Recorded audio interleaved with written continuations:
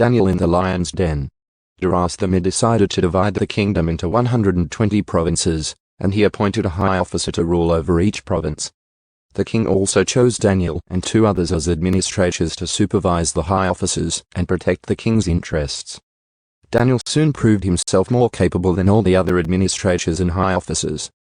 Because of Daniel's great ability, the king made plans to place him over the entire empire. Then the other administrators and high officers began searching for some fault in the way Daniel was handling government affairs, but they couldn't find anything to criticize or condemn. He was faithful, always responsible, and completely trustworthy. So they concluded, our only chance of finding grounds for accusing Daniel will be in connection with the rules of his religion. So the administrators and high officers went to the king and said, "Long live King Darius. We are all in agreement, we administrators, officials, high officers, advisors, and governors, that the king should make a law that will be strictly enforced. Give orders that for the next 30 days any person who prays to anyone, divine or human, except to you, your majesty, will be thrown into the den of lions. And now, your majesty, issue and sign this law so it cannot be changed, an official law of the Medes and Persians that cannot be revoked."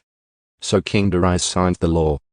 But when Daniel learned that the law had been signed, he went home and knelt down as usual in his upstairs room, with its windows open toward Jerusalem. He prayed 3 times a day, just as he had always done, giving thanks to his God.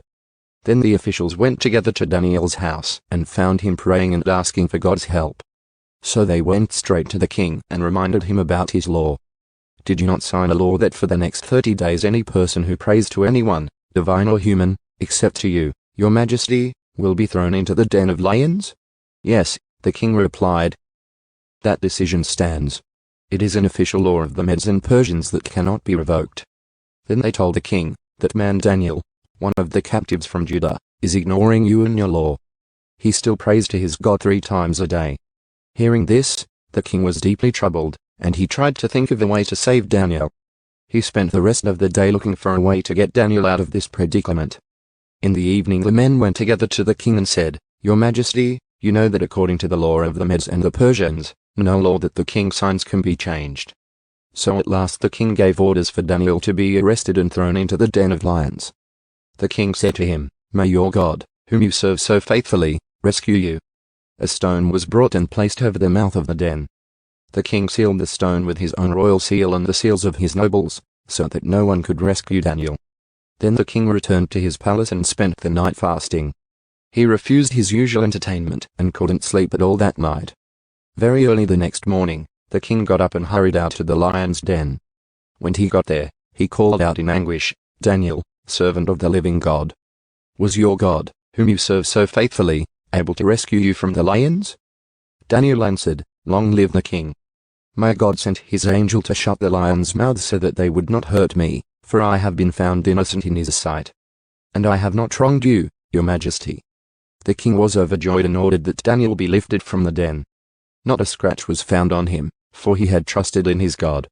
Then the king gave orders to arrest the men who had maliciously accused Daniel. He had them thrown into the lion's den, along with their wives and children. The lions leaped on them and tore them apart before they even hit the floor of the den. Then King Darius sent this message to the people of every race and nation and language throughout the world, "Peace and prosperity to you. I decree that everyone throughout my kingdom should tremble with fear before the God of Daniel. For he is the living God, and he will endure forever. His kingdom will never be destroyed, and his rule will never end. He rescues and saves his people. He performs miraculous signs and wonders in the heavens and on earth. He has rescued Daniel from the power of the lions." So Daniel prospered during the reign of Darius and the reign of Cyrus the Persian,